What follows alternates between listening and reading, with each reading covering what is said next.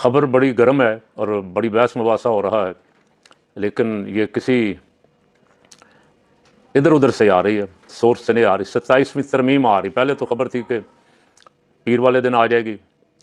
ना नून लीग वाले कह रहे हैं, ना पीपी वाले कह रहे हैं, लेकिन वो कह रहे हैं कि इनको भी ला के जब पेश की जाएगी तो इनको पकड़ा दी जाएगी और इनके पास मास हुआ है यस कहने के और कोई ऑप्शन भी नहीं होगा, उस पर बहस भी नहीं हो सकेगी और उसमें कोई तरमीम वगैरह भी नहीं हो सकेगी और पार्लिमानी पार्टियों और लीडरों और अरकान की मर्ज़ी भी वहाँ नहीं चलेगी।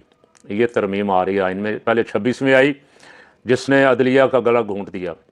अब वहाँ से आप इंसाफ लेने जाएं, लाशें लेने गए बेचारे, तो उन्होंने 6 दिन की तारीख दी लाशें देने के लिए, बजाय इसके कि जज साहब कहते हैं कि अभी लाओ भाई, घंटे के अंदर अंदर रिकॉर्ड पेश करो।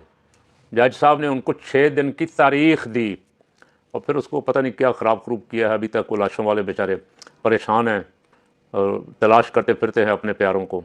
उनको कोई ये अदालत यही बता देती है, अदालत में अगर इतनी सख्त भी नहीं है कि इंसानी हकूक़ की खिलाफ वर्जियों का नोटिस ले सके, तो फिर आप अंदाज़ा लगा लें कि वो अदालत ये 26वीं तरमीम का तोहफ़ा है।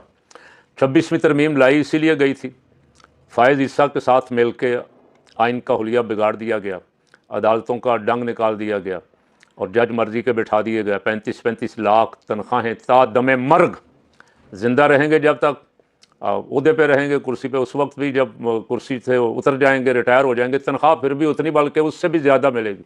तो ये किस लिए थी? इसीलिए थी मुंह बंद करने के लिए। अब 27वीं तरमीम जो आ रही है उसमें बहस तो बंदा तब करे अगर पता हो कि उसमें क्या क्या आ रहा है। एक उड़ती सी खबर है ज़ुबानी तयूर की कि 3 सूबे बनाए जा रहे, पंजाब को तकसीम किया जा रहा है। मैं तो वैसे ज़ाती तौर पे 3 सूबों के हक़ में हूँ, लेकिन उसके साथ मेरी तजवीज़ ये भी है कि उन 3 सूबों के साथ सिंध के भी 2 सूबे किए जाएँ, खैबर पख्तूनख्वा के भी 2 किए जाएँ। बलूचिस्तान की सूरत हाल ज़्यादा मुझे मालूम नहीं है, वो तो पहले ही आबादी वहाँ थोड़ी है, रकबा ही बहुत ज़्यादा है। तो 3 सूबे भी अगर ये मेहरबान ना बनाएं जो इस वक्त बैठे हुए हैं, इसलिए कि इनका आइन में तब्दीली का तो इख्तियार ही नहीं है, ये तो सारे जाली फार्म 47 पे आए हुए हैं।